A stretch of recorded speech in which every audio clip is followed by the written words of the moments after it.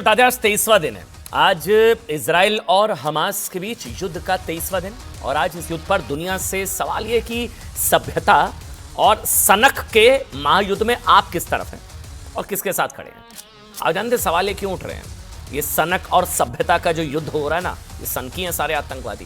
क्योंकि अब क्या हुआ है, अब आतंकवादी संगठन हमास के हमदर्दों ने ये बिल्कुल साफ कर दिया है कि गाजा पट्टी में 23 दिन से जमीन की लड़ाई नहीं, बल्कि ये यहूदियों के विरुद्ध युद्ध था। और ये तस्वीरें हम आपको बताएं क्या है ये सब। इस लड़ाई के लिए 7 अक्टूबर को हमास के आतंकवादियों ने इजराइल में घुसकर यहूदी बुजुर्ग, महिलाओं और बच्चों से क्रूरता की हदें पार की। और अब हमास के हमदर्दों ने पूरी दुनिया में यहूदियों के खिलाफ एक तरीके से युद्ध छेड़ दिया, लड़ाई छेड़ दिया। हमास के इन हमदर्दों ने कल रात सुनिए क्या किया है। कल रात रूस में भी यहूदियों की लिंचिंग की कोशिश की गई। रूस के दागेस्तान के एक हवाई अड्डे पर ये देखिए तस्वीरें, मजहबी नारेबाजी की गई। अल्लाह अकबर के नारे लगाते हुए बेकाबू भीड़ अंदर घुसी। हमास के हमदर्द फ्लाइट में, एयरपोर्ट में घुसे, फ्लाइट में वहां पर यहूदियों को पागलों की तरह ढूंढने लगे। ये देखिए तस्वीरें, एयरपोर्ट के अंदर घुसे, रनवे तक पहुंच गए, तोड़फोड़ हुआ। इनको पता लग गया था कि तेल अवीव से कोई फ्लाइट लैंड हो गई है। इनको आइडिया हुआ कि तेल अवीव से कोई फ्लाइट लैंड हो गई है जिसमें संभवतः यहूदी यहां पर आ गए हैं। फिर ये देखिए सारे जितने लोग हैं सारे एयरपोर्ट पहुंच गए, एयरपोर्ट के अंदर घुस गए, रनवे तक पहुंचे, फ्लाइटों में उनको ढूंढा कि कहीं यहूदी एक आधा यहूदी इनको मिल जाए। रूस के दागिस्तान में उतरी फ्लाइट पर हमला इसलिए हुआ क्योंकि ये फ्लाइट इजराइल से आई थी। इनको पता लग गया तेल अवीव से इजराइल से फ्लाइट आई है, इसलिए इजराइल के समर्थकों को लगा कि इस फ्लाइट में इजराइल के यहूदी हो सकते हैं।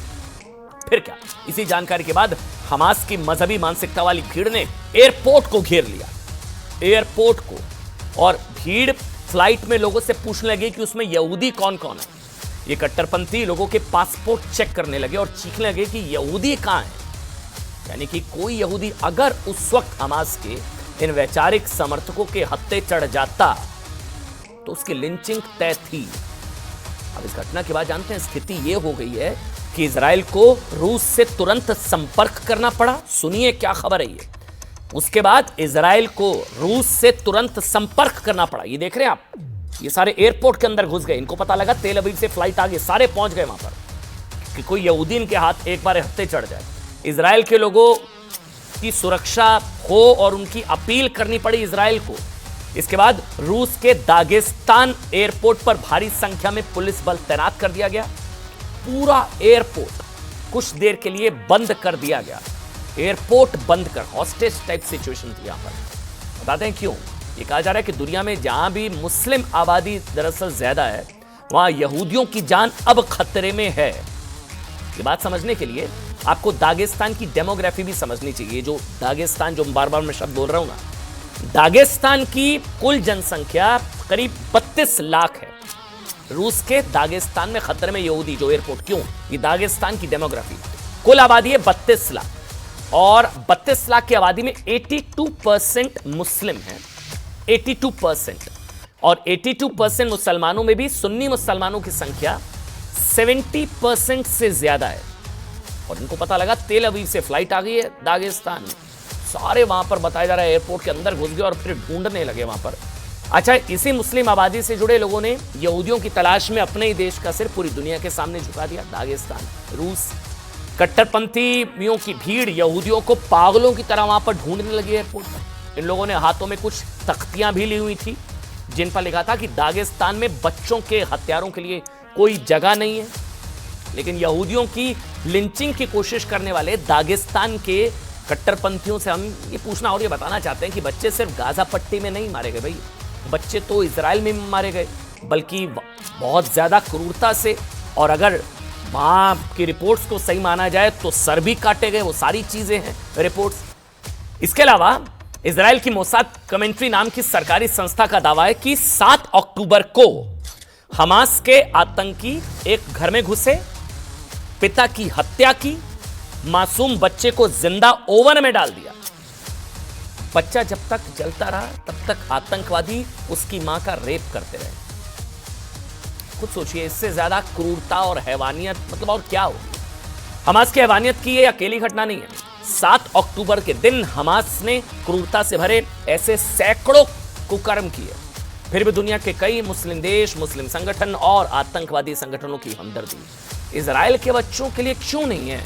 भाई आतंकवाद का कोई धर्म नहीं होता, हम भी मानते हैं, तो फिर इजराइल के बच्चों के लिए सहानुभूति क्यों नहीं? बल्कि हमास के साथ कुछ लोग हैं।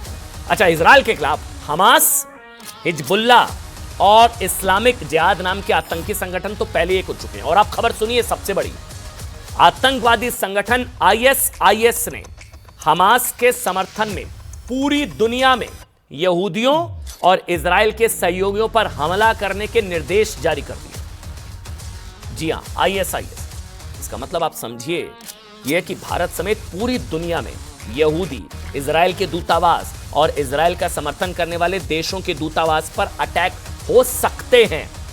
आईएसआईएस ने कहा दुनिया भर में यहूदियों के खिलाफ हमले हो।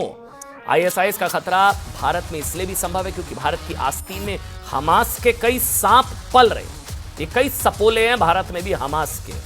अच्छा, एक और चीज सुनिए, सिर्फ भारत और रूस ही नहीं, हमास के हमदर्दों का खतरा उन यूरोप के उन देशों को भी है जिन्होंने मानवता के आधार पर कई देशों से शरणार्थी बसाए और अब उन देशों में ही हमास के समर्थन में प्रदर्शन भी हो रहे हैं। हमास के समर्थन में ब्रिटेन, जर्मनी, फ्रांस, वैसे तो फ्रांस ने तो फिलिस्तीन के समर्थन में रैली पर रोक लगा दी है, लेकिन फ्रांस समेत कई देशों में यहूदियों और इजराइल के विरोध में प्रदर्शन हो रहे हैं। इसके अलावा यूरोप के देशों में जहां जहां यहूदी हैं उनके खिलाफ हेट क्राइम बढ़ गए। मैं कुछ आंकड़े देता हूं आपको।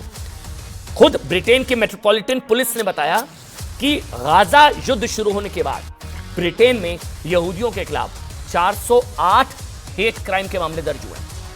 पिछले साल जानते हैं संख्या कितनी थी? सिर्फ 28 से 408। अमेरिका में भी गाजा युद्ध शुरू होने के बाद यहूदियों के खिलाफ हेट क्राइम की घटनाएं बढ़ी हैं। अमेरिका में पिछले 1 साल में धर्म आधारित घटनाओं में यहूदियों के खिलाफ सबसे ज्यादा यानी कि करीब 32% थे, जबकि मुस्लिम विरोधी हेट क्राइम 9%। इसका मतलब यह है कि जिन देशों में मुस्लिम आबादी ज्यादा है वहां यहूदियों पर खतरा है, जो हमने तस्वीरें आपको दिखाई। जबकि गाजा युद्ध को लेकर हमास के हमदर्दों का सबसे बड़ा विरोधाभास यही है कि गाजा को वो तो जमीन की जंग बताते हैं, लेकिन पूरी दुनिया में यहूदियों के खिलाफ मजहबी ये जो कट्टर वॉर चल रहा है, इसी मजहबी युद्ध के लिए हमास के शैतानों को टर्की जैसा देश फ्रीडम फाइटर बताता है। पूरी दुनिया में ऐसी एक भी जगह नहीं है जहां मुस्लिम संगठनों ने हमास की क्रूरता के खिलाफ छोटा सा भी प्रदर्शन किया, छोटा सा भी। वैसे तो आतंकवाद का कोई धर्म नहीं होता, ये हम भी मानते हैं, लेकिन फिर उनके समर्थन या उनके विरोध में अब तक कोई प्रदर्शन क्यों नहीं हुआ, इसको लेकर ये बड़ा सवाल आज भी सबके सामने